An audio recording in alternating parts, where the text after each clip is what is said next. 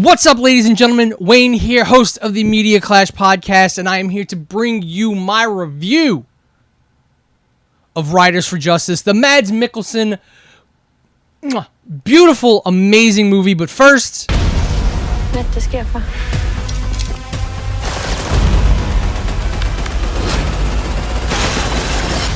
Okay, klar.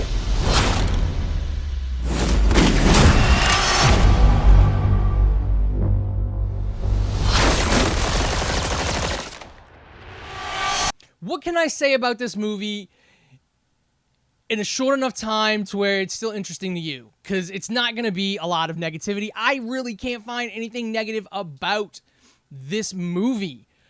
I mean, this is literally a foreign movie that does the American action movie formula better. Going into this, I was expecting a John Wick-style revenge plot movie, which would have been amazing because Mads Mikkelsen is an amazing actor, but that's not what we got. We got something that took the revenge plot trope and turned it on its ear. And it was a great, I won't even call it a twist. This is a very realistic take on a revenge plot movie. This is a very grounded in reality way of figuring out the whole plan and revenge and the bringing together of really eccentric characters. It's amazing how realistic this movie is, and this cast is absolutely amazing. I would love to be able to give you the names of all the actors, but I will not be disrespectful and butcher their names. Let me just say that the IT guy, I know people like this. So a lot of people find the IT character and the technical smart characters is very comedic, but I know people like this who are very, very eccentric in the way they handle things.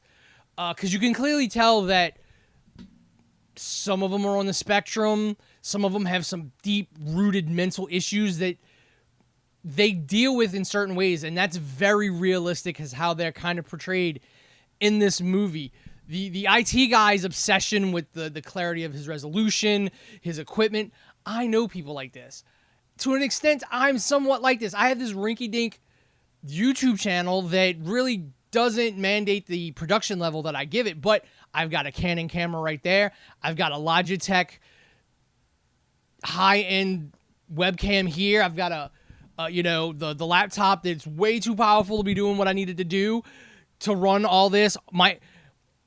When it comes to tech, there are people out there who are very, very, very anal and OCD about things. So I get it. So when we talk about those characters and the way they're portrayed, it's portrayed as comedic. But at the root of this story, it's not just a revenge plot. It is really about grief, trauma, how one deals with trauma. You know, we in America have action movies that are all explosions and guns and epic poses. And this took that trope of the action movie revenge, the John Wick, the Taken, essentially these same revenge plot movies that are done very tropey and very over the top, because that's the American way of filmmaking, is tropey and over the top for our blockbusters. But this takes every trope that is in those movies and grounds it in reality and makes it way more interesting. We've got Mads Mikkelsen plays a character who is like a career military person, which is a very American thing. And this is a foreign movie. He's in a foreign military, but it's in a very American thing. He is like disconnected from his family. And then when this tragedy of his wife dying brings him back into the reality where he now needs to just be a parent, he doesn't know how to deal with it. As you can see, the way he deals with his daughter, not allowing her, like really looking down on her, trying to go to religion for answers, and he's just like, everything just ends.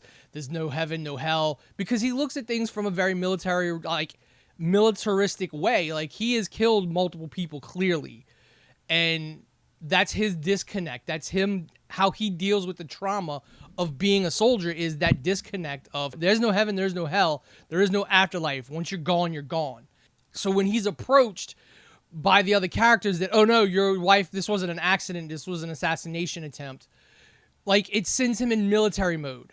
And his daughter being like, not a millennial, like a Gen Zer, like a very fairly young, is looking at things very differently. So he is so disconnected from his daughter. It's comical, but it's very realistic when you look at it. Like a lot of families are like that, where the parents are very disconnected from their kids because they are so set in their ways they don't even entertain that something can be done a different way. Like I said, the movie is all about dealing with tragedy and PTSD and grief. And the big, I don't want to call it a twist, but the big reality reveal moment of the movie, I won't spoil it because it's very good and it really needs to be watched. It's very real, and that's when Mads kind of lets all the emotions that he's been holding at bay come back and flood into him. It's very good. I don't understand how this man has not won an Oscar for a movie yet or an acting role yet. He is absolutely amazing in everything he does. All I can say is watch this movie. I rented it for $7 on Amazon Prime. Unfortunately, none of the theaters around here were playing it. Otherwise, we would have went and seen it at a theater. I really wish it was playing in the theater around here because I would have enjoyed this on a big screen. But it's just as enjoyable in my living room. It was a very good story, very good messaging, very good heart. I think this is something that everyone who is dealing with issues should kind of see.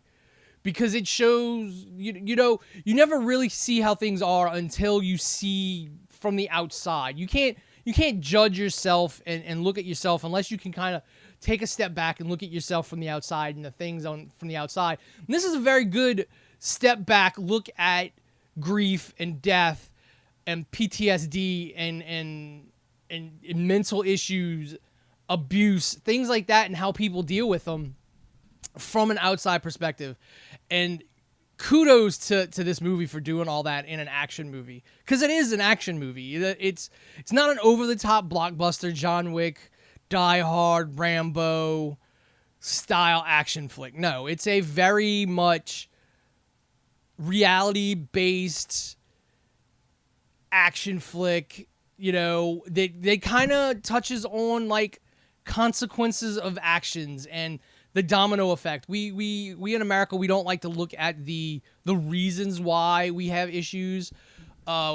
We like to just blame gun violence on gun violence, and it is what it is. It's guns, and don't infringe on my Second Amendment. Like, this movie it doesn't go into guns and things like that, but what it does is it's focused clearly around the domino effect, and that like one action can lead to another action, which can lead to another action, and all the threads that come about from those actions, and kind of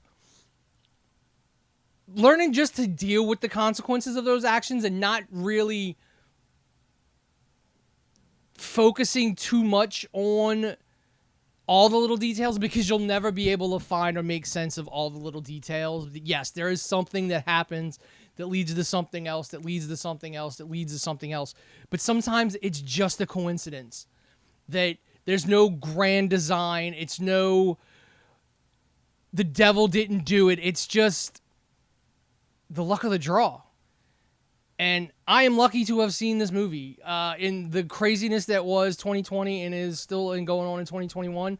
This is an absolutely perfect movie that I would recommend seeing, and I will own, because I'm kind of becoming an advocate for having physical media, because in the world of streaming, you can't guarantee you're going to have access to everything all the time. So this is definitely buy it on Blu-ray. If you can see it in the theaters, go see it in the theaters. But Eventually one day I'll come up with like a rating scale for the Media Clash podcast, so just me in general. But for right now, this is a very big double thumbs up. Go watch it. See this. Mads Mikkelsen needs an Oscar. Let's get that hashtag trending. Hashtag Mads Mikkelsen Oscars 2022 for anything he does. He is just absolutely amazing, and go see Riders of Justice because it's an absolutely amazing movie.